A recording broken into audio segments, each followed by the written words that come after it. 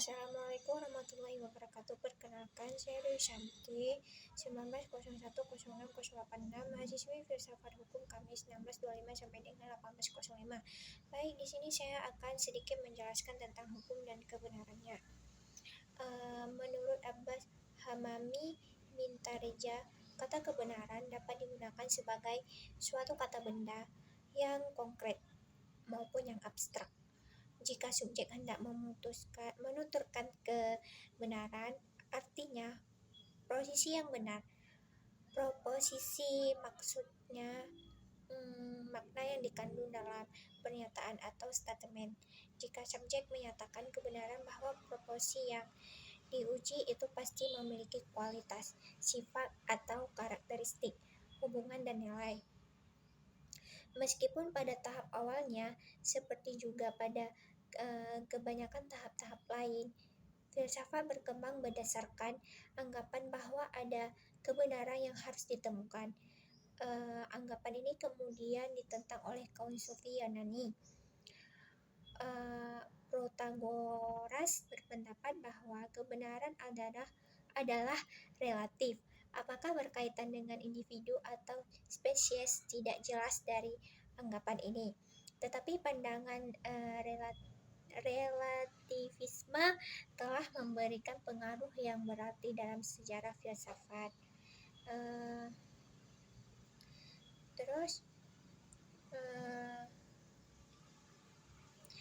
Sejalan dengan Protagoras, Plato dalam renungan dan guratan pemikirannya tentang apa itu kebenaran telah merintis teori korespondensi kebenaran. Tetapi karena ia menyatakan prinsip itu secara negatif, barangkali pandangan atas korespondensi lebih cocok dinamakan teori korespondensi tentang kesalahan. Walaupun bagaimanapun jelas dari deskripsi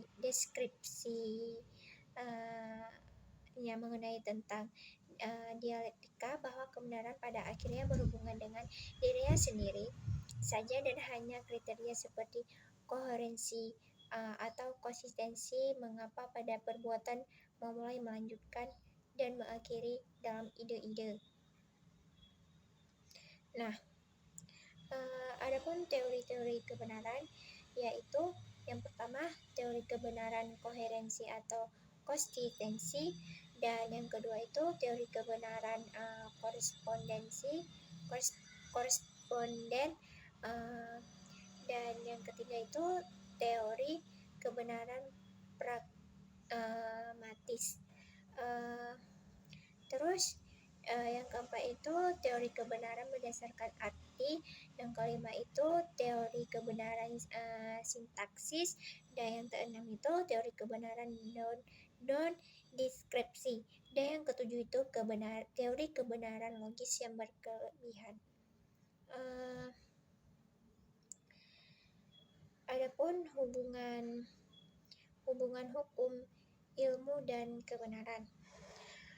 Berbicara hubungan hukum dan kebenaran akan dimulai dengan membincangkan dan mendiskusikan ilmu dan kebenaran ditinjau dari sudut epistemologis.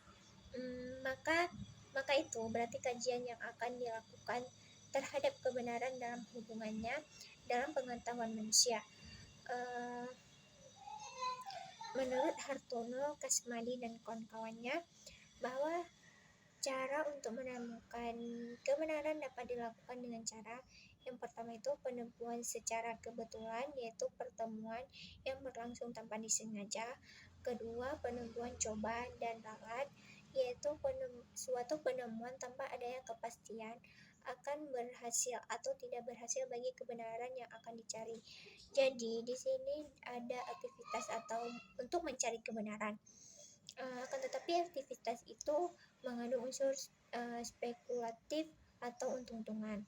Yang ketiga itu penemuan melalui otoritas atau kewajiban, yaitu penemuan melalui para pemegang otoritas dan orang-orang yang berwibawa. Keempat itu penemuan secara spekulatif, yaitu penemuan yang hampir sama dengan coba dan ralat. Namun pada penemuan spekulatif ini ada beberapa alternatif di mana saja satu alternatif yang dipilih namun masih tetap tidak yakin terhadap keberhasilannya. Kelima yaitu penemuan melalui cara berpikir kritis dan rasional, yaitu menemukan kebenaran cara berpikir dan menganalisiskan berdasarkan pengalaman dan pengetahuan yang dimiliki untuk sampai pada pemecahan yang tepat. Yang keenam itu penemuan melalui penelitian ilmiah dengan menggunakan metode tertentu universal, objektif, serta dengan menggunakan prosedur tertentu. Sekian penjelasan dari saya, lebih dan kurang mohon maaf. Wassalamualaikum warahmatullahi wabarakatuh.